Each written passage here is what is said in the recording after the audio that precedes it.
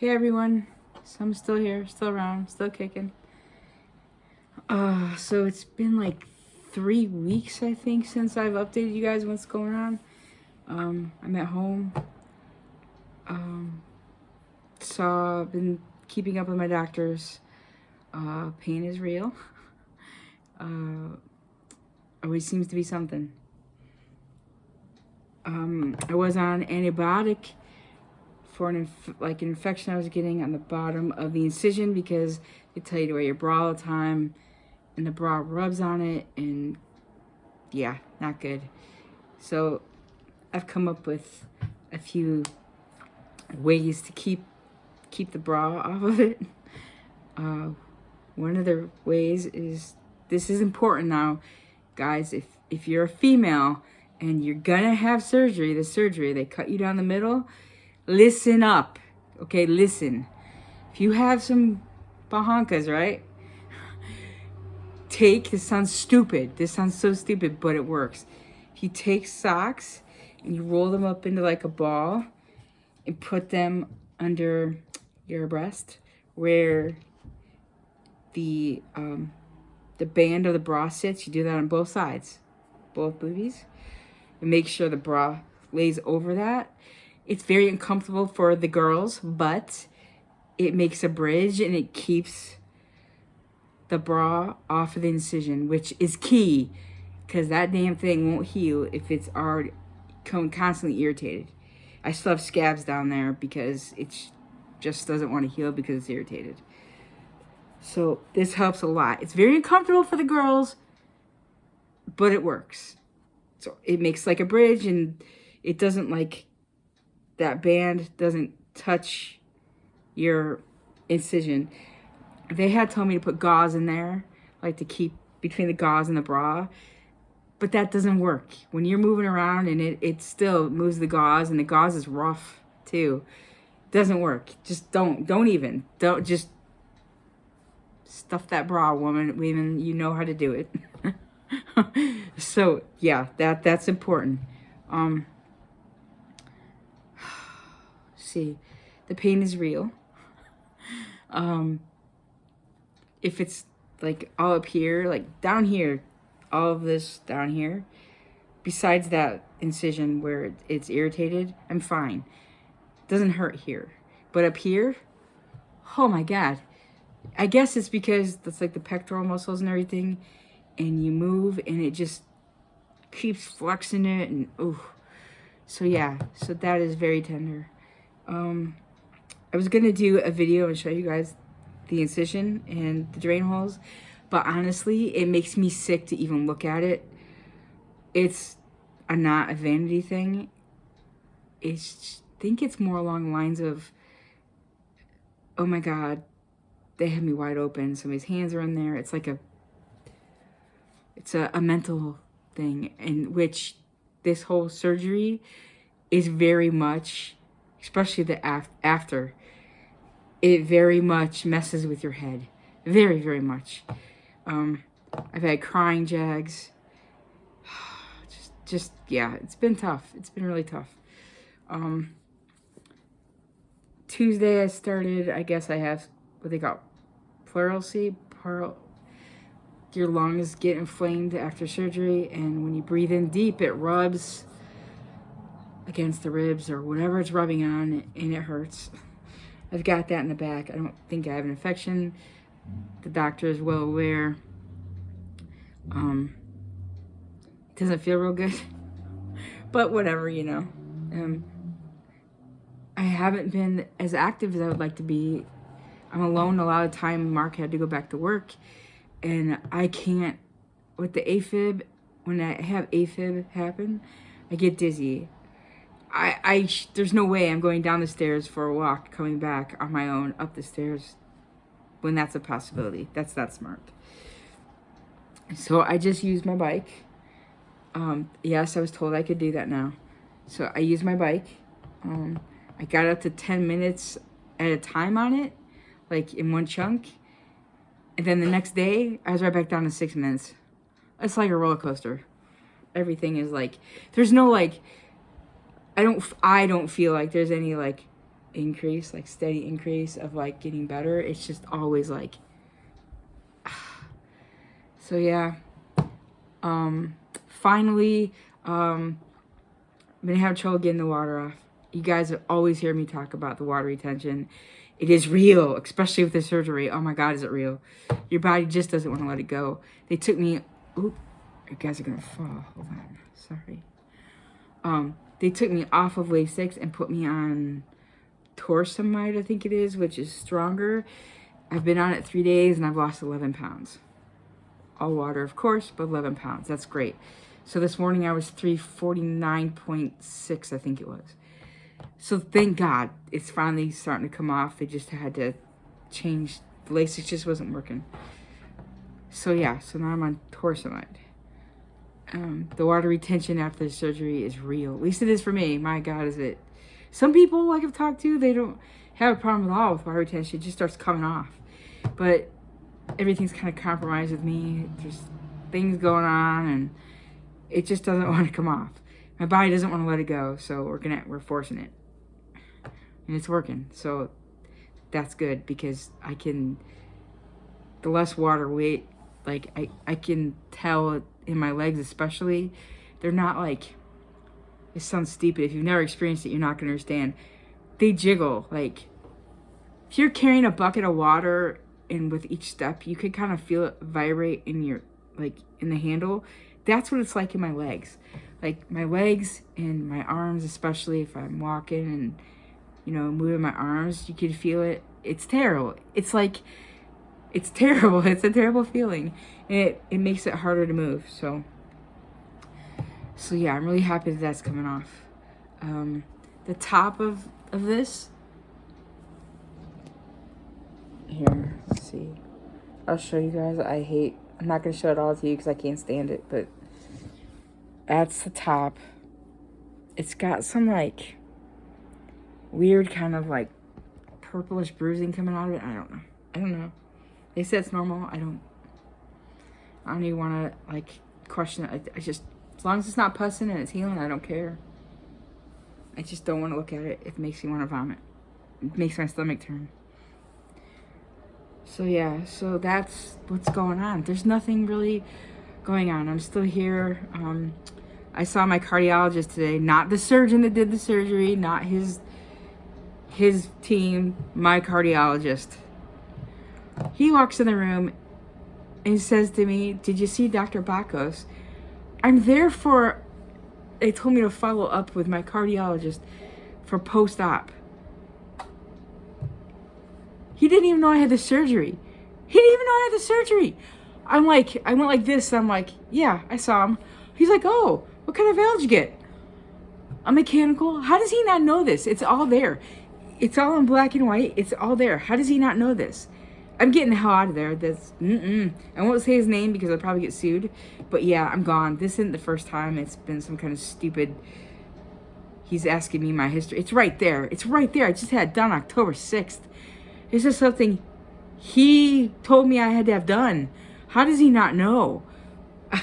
even Mark was just like, yeah, we got the cards. Like, you got another doctor.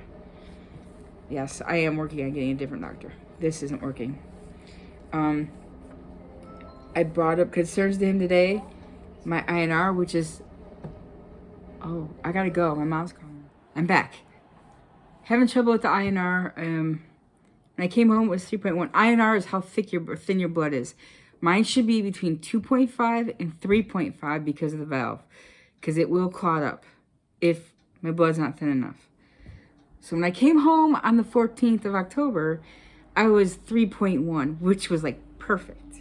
Which I liked it to be a little under 3, but hey, I'd rather not die too, so we're good. So 3.1, which was good. When they tested me, like, they can't come to the home. I have a nurse that comes. They tested me like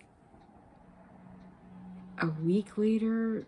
Or no, it was like 4 days later, 4 or 5 days later. It was down to 2.6. And, which is like, it's quite a ways to fall in like 4 or 5 days. So they, oh want me on a regimen of 1 milligram of warfarin, which is what I take to thin my blood. Well, I can tell you that's not going to work because they had me on 2.5 milligrams of warfarin before the surgery to keep me between 2 and 3, and it was barely doing the job. Like, it's not enough. So how, I don't know. Anyway, again, this is tied to the cardiologist that, yeah, I'm like getting ready to vamoose. Anyway, so I did what they told me to do. And then I called, I feel like the kid that like doesn't like the answer they get from the mom, so they go to the dad or vice versa. So I called the surgeon's office and talked to the nurse practitioner, and I said, look, I said, I don't think this is enough. She goes, oh no, that's not enough. So she tells me what to take, which I don't remember now off the top of my head, and I took it. Then we had started the antibiotic for the infection, you know, on the bottom of the incision. And the antibiotic amplifies the warfarin. So I went from 2.6 to 4.1, which was too high. And then I finished my antibiotic a week ago today. So that was last Friday, a week ago from today. Was tested on Wednesday. My INR again is 1.6, so it's even lower. They're gonna kill me. I'm gonna get clots. I really, really don't want to go through all this shit and die from a freaking blood clot or turn into like a vegetable from having another stroke, you know? I'm just not up for this. So they upped it a bit. Again, talked to the surgeon's office today. She's like, oh, no, that's just not enough. You got to get this up. So we're doing it her way for right now. Which I have no doubt will fix the issue, but this is what pisses me off is, I know this video is getting a little long, guys, but seriously, if you got something going on with you health-wise, be your own advocate. Get in there and talk to them, even if they won't listen. Like, that's how you know if you have a good doctor. Like, that's how I see it right now. I have been ignored so often. And what's going on with me, I have input, they don't want to listen, or they totally disregard what you have to say. They don't even think about it. They just like they'll so-called listen, but they don't look into it. They don't take it in. They don't think outside their box. We're not all the same. Nobody is the same. We all have different complications, or maybe we don't have no complications. I always have something. Something's always wrong with. There's always something that screws with something. So all I'm saying is be your own advocate. I have a great primary care doctor, and this team that did this surgery for me is amazing. Freaking amazing. They listen. They take things into account. They'll explain things to you, thoroughly explain things. Not just give you like this slapped on sugar-coated BS and move on. I mean, they really explain things. If I have questions, it's great. I love it. I've never, like, my primary doctor has been amazing.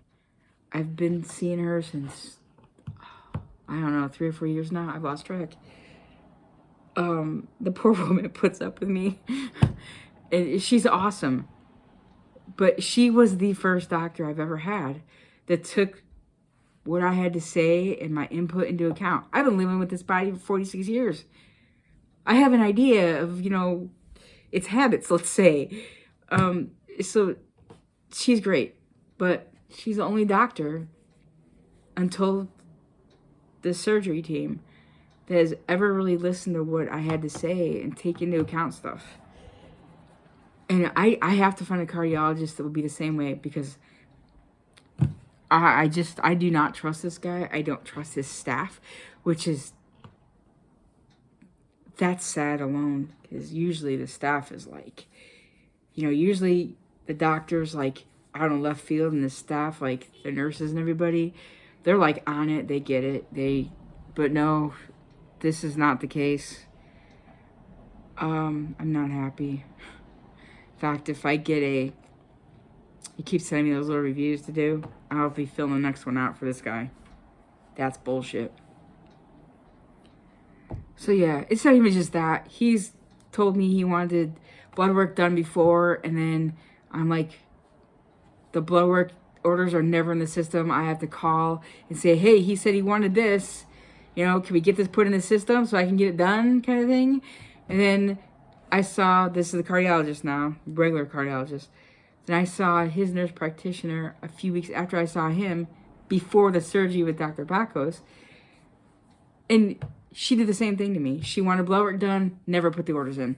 I have to call and say, hey, so-and-so wanted this blood work, da-da-da-da, it's not in the system.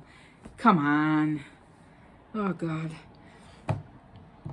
So, yeah, I'm out of there. Long story short, I'm going to be out of there. From that cardiologist. I got a couple in mind.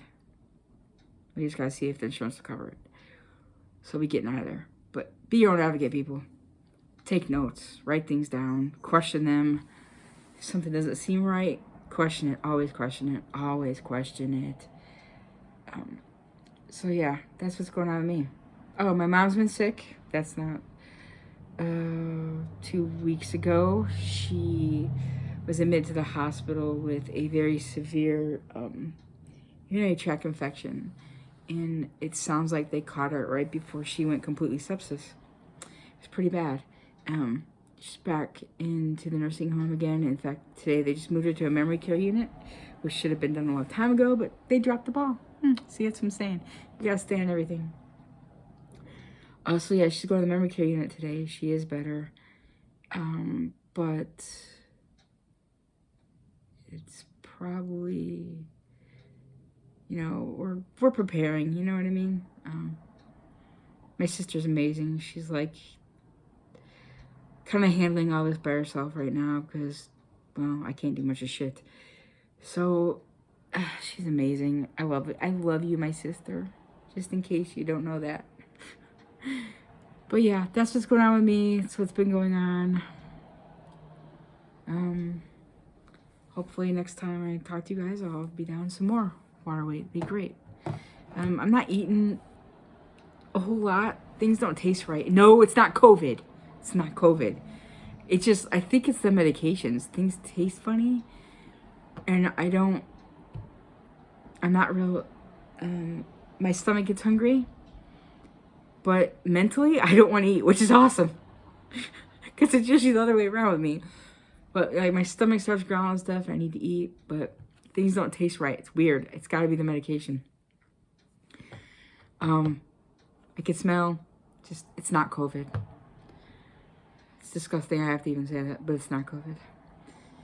So yeah, I hope you guys are all doing well. And I will see you guys next time. I'm not sure when that will be. You know, I've been sleeping so much. That's something else. I sleep a lot. I sleep a lot. My body's like, my head wants to do stuff, and my body's like, oh, whoa, no, we're gonna go take a nap now. It's not down for much of anything at the moment. So I should be starting cardiac rehab very soon. They just put the order in for it today, so that should be starting soon. I have to call and figure out when that will be starting. So that's what I have for you guys today. I hope you all are doing good. And I'll quit rambling because I do it a lot. I'll talk to you guys next time. Remember, never give up, never give in.